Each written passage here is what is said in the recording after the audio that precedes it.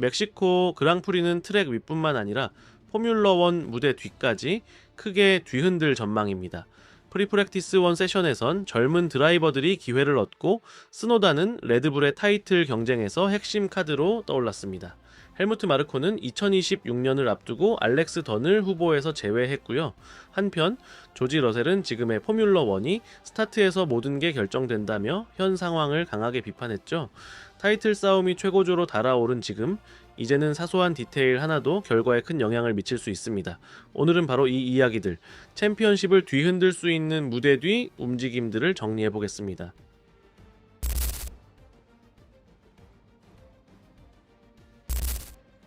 멕시코 그랑프리는 올해 데뷔와 테스트 측면에서 가장 활발한 주말 중 하나가 될 것으로 보입니다. 무려 9명의 리저브 혹은 루키 드라이버들이 프리프랙티스 1 세션에 출전하게 되는데요. 이는 FIA 규정에 따른 것으로 각 팀은 시즌 중 각 차를 포뮬러 1 출전 경험이 최대 2번 이하인 드라이버에게 최소 1번씩 맡겨야 합니다. 자, 보통 이런 세션은 대중의 관심에서 벗어나 지나가곤 하지만 이번에는 단순한 규정 준수 그 이상이 걸려있는 상황이에요. 보통은 금요일 프리프랙티스 영상에서 이런 드라이버 명단을 소개해 드리는데 이번엔 워낙 인원이 많아서 미리 알려드리는 거예요. 예를 들면 파토 오워드는 자국 팬들 앞에서 랜도 노리스 대신 맥라렌카를 타게 됩니다. 르망 우승자 안토니오 푸오코는 루이스 해밀턴의 페라리를 운전할 예정이고요. 이 두 사람은 단순한 이력 이상의 무언가를 보여주려는 존재입니다. 자, 푸오코는 일반적인 루키가 아니라 페라리가 신뢰하는 드라이버이자 내구 레이스에서 우승 경험이 있는 인물이에요. 오워드는 이미 맥라렌 인디카 드라이버로 활동 중이며 팀 내부에선 익숙한 이름이죠. 또 다른 주목 인물은 막스 베르스타펜의 차를 맡게 될 아르비드 린드블라드입니다. 그는 레이싱불스 소속으로 2026년 포뮬러1 데뷔가 유력하며 헬무트 마르코 역시 그가 레드불 주니어 프로그램 내 다른 후보들보다 앞서 있다고 밝힌 바 있어요. 실제로 내년 그리드에서 그를 보게 될 가능성도 꽤 높습니다. 프레데릭 베스티는 메르세데스에서 조지 러셀을 대신해 출전하고 루크 브라우닝은 윌리엄스에서 카를로스 사인츠의 차를 맡습니다. 폴라로는 올해 자우버에서 프리 프랙티스를 치른 바 있고 이번에는 자신의 팀인 알핀 소속으로 피에르 가슬리의 차를 운전하게 됩니다. 잭 크로포드는 에스턴 마틴에서 랜스 스트롤을 대신해 출전하고 이와사 아유무는 레이싱불스에서 리암 로슨의 차를 맡습니다. 그리고 히라카와 리오는 하스에서 올리버 베어먼을 대신해 주행에 나섭니다. 이들 모두에겐 증명할 것이 있어요. 포뮬러1에서의 미래를 위해서든 혹은 레이더 안에 남기 위해서든 말이죠. 이들 모두는 F1 진입을 위한 증명 혹은 레이더에 남기 위한 성과를 필요로 하는 상황이에요. 특히 이번 멕시코 프리 프랙티스 1 세션은 이런 드라이버들에게 있어 사실상 시즌 내 마지막 확실한 노출 기회가 될 수 있습니다. 다음 라운드부터는 각 팀이 컨스트럭터 순위와 드라이버 타이틀 경쟁에 완전히 집중할 것이기 때문이죠. 물론 아부다비에서도 기회는 한 번 남아있지만 그때는 대부분의 시선이 시즌 종료 이후로 향하게 될 거예요. 그리고 한 가지 더, 이번처럼 루키 드라이버들이 많이 출전하고 에르마노스 로드리게스 서킷이 그립이 낮고 고지대에 위치한 만큼 이번 프리프랙티스 1 세션에선 실수, 트랙 이탈, 레드 플래그가 발생할 가능성도 충분합니다. 이 서킷은 실수를 용납하지 않기 때문에 1분, 1초라도 날리면 정규 드라이버들의 준비에도 직접적인 영향을 줄 수 있어요.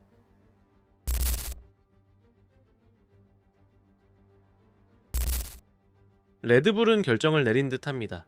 알렉스 던은 2026년을 위한 옵션에서 제외됐어요. 이 발언은 헬무트 마르코가 직접 한 것이고 그 말 속엔 분명한 메시지가 담겨 있죠. 레드불은 불확실한 배팅을 하지 않겠다는 겁니다. 던은 그동안 포뮬러2에서 가장 유망한 루키 중 하나로 평가받아 왔고 맥라렌 프로그램의 일원이었던 이력도 있지만 이제는 레드불과 맥라렌 양쪽 루트 모두에서 멀어진 상황이에요. 실제로 그는 아르비드 린드블라드를 비롯한 레드불 내부 경쟁자들보다 포인트 순위에서 앞서 있고 시즌 중 2번의 우승과 여러 차례 포디움에 오르기도 했죠. 하지만 여전히 슈퍼 라이센스를 위한 40포인트를 채우지 못했고 F1 진입을 위해선 이번 시즌 챔피언십을 3위 안에 맞춰야 합니다. 그렇지 않으면 가장 현실적인 선택지는 포뮬러2에서 한 시즌 더 보내는 것. 레드불은 던과의 대화를 완전히 끄는 건 아니고 그를 아카데미에 공식 등록시킬지도 아직 미정이라고 해요. 어쨌든 이번 결정은 아르비드 린드블라드 같은 인물에게 길을 열어주는 셈이 됐습니다.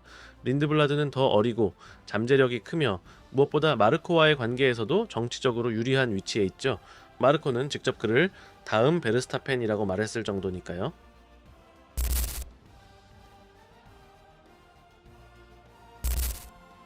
하지만 어떤 이름들은 경쟁에서 밀려나는 반면 어떤 이들은 억지로 전선 한가운데로 끌려 들어오고 있습니다. 유키 쓰노다가 바로 그런 케이스예요. 올 시즌 내내 기복이 컸던 일본 드라이버는 이제 레드불 본진으로부터 직접 베르스타펜의 타이틀 싸움에 적극적으로 기여해야 한다는 요구를 듣고 있습니다. 로랑 메키스는 우린 유키에게서 분명한 반응을 원한다고 말했어요. 그 의도는 명확합니다. 쓰노다가 베르스타펜과의 격차를 줄일 수 있다면 단순히 데이터나 테스트 측면을 넘어서 실전에서도 전술적으로 쓸 수 있다는 거예요. 레드불과 맥라렌 사이의 전략 전쟁이 격화되는 상황에서 두 번째 드라이버가 경쟁력이 없다는 건 치명적인 약점이 될 수 있어요. 노리스와 피아스트리가 그리드에서 나란히 싸우는 반면 베르스타펜이 홀로 맞선다면 레드불은 전략적 선택의 폭 자체가 줄어들 수밖에 없죠. 스노다는 지금 이 격차를 메울 수 있는 사실상 유일한 변수입니다. 그렇게 남은 그랑프리들은 단순한 점수 쌓기를 넘어 유키의 미래를 가를 중대한 시험이 될 거예요. 앞쪽 그룹, 특히 상위 5위권에서 안정적으로 포지션을 확보할 수 있다면 스노다는 베르스타펜은 물론 컨스트럭터 챔피언십 싸움에서도 핵심 카드가 될 수 있어요. 그곳에선 2, 3위와 4위 차이가 승부를 가르기도 하니까요. 요구는 명확히 전달됐습니다. 이제 남은 건 트랙 위에서의 대답뿐입니다. 레드불은 지금 차를 개발하면서도 타이틀에 모든 걸 걸고 있으며 주변의 모든 드라이버에게 즉각적인 성과를 요구하고 있어요.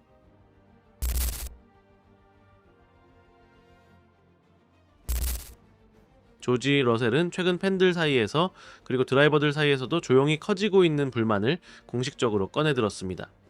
포뮬러1이 너무 예측 가능해졌다는 이야기죠. 미국 그랑프리 이후 메르세데스의 러셀은 직설적으로 말했어요. 요즘 포뮬러1은 사실상 첫 코너까지의 레이스입니다. 누가 먼저 출발하느냐가 결과를 결정한다는 거예요. 그 이후엔 뒤집을 여지도 거의 없다고요. 오스틴에서 러셀은 4위로 출발했지만 첫 코너에서 해밀턴과 피아스트리에게 추월당했고 그 상태 그대로 6위로 레이스를 마쳤습니다. 타이어 마모도 크지 않았고 앞선 차들과의 격차도 고작 0.2에서 0.3초였기 때문에 과감한 전략도 지속적인 추월도 불가능한 환경이었죠. 그리고 이런 상황은 이번 한 번만의 일이 아니에요. 시즌 내내 비슷한 양상이 반복되고 있어요. 러셀은 더 나아가 이렇게 제안했습니다. 타이어는 원래 12바퀴, 15바퀴, 많아야 20바퀴 이후 성능이 급격히 떨어지도록 설계돼야 한다고요. 그래야 드라이버들이 2번, 많게는 3번 피트스톱을 하게 되고 경기는 다시 예측 불가능해질 수 있다는 거죠. 하지만 러셀도 피렐리의 딜레마를 이해한다고 했습니다. 타이어가 너무 빨리 다르면 선수들이 과도하게 관리를 하게 되고 너무 오래 가면 경기가 지루해진다라는 비판을 받는다는 거죠. 결국 피렐리는 양쪽 비판 사이에서 아슬아슬하게 줄타기를 하고 있는 셈이에요. 러셀의 비판 중 가장 핵심적인 부분은 바로 실수할 틈조차 없는 구조에 대한 지적입니다. 지금은 모든 게 토요일에 결정돼요. 예선에서 한 번이라도 실수하면 일요일엔 그냥 조용히 달리는 수밖에 없습니다. 추월은 거의 없고 타이어는 한 스틴트를 버텨버리고 차들 간 성능차도 미세하니까요.